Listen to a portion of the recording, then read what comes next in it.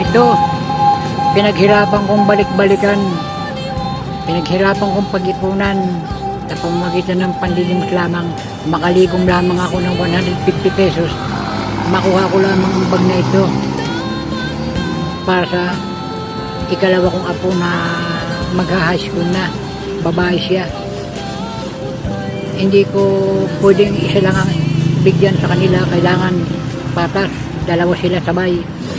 Kasi baka magkaroon ng hinanakitan itong dalawa kong apo. Kaya pinagpilitan kong kunin o pag-ipunan itong bag na Japan bag, kung tawagin, university bag. Ito, pinili ko siya ng kulay pula kasi babae siya eh. May lock din siya.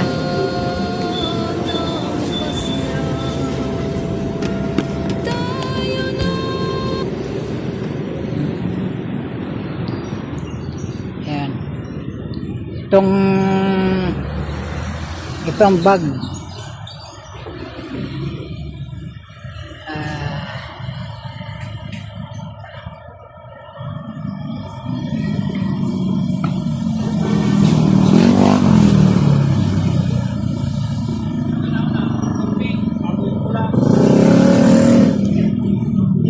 Ito ang loob.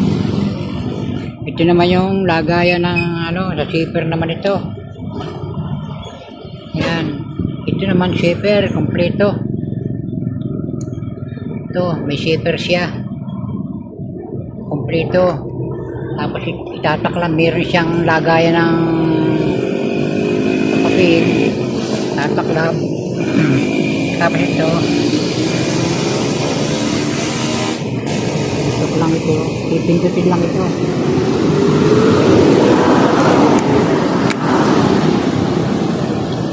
Didiin lang ito at automatic yung magnet. Yun, automatic siya.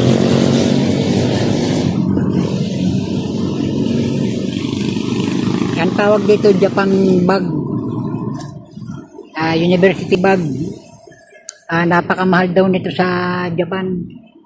Dalawa na ito kaya pinagpilitan kong balik-balikan kasi makatikim man lang yung dalawa kong apo ng imported na hindi pa nila natitikman sa tanang buhay nila.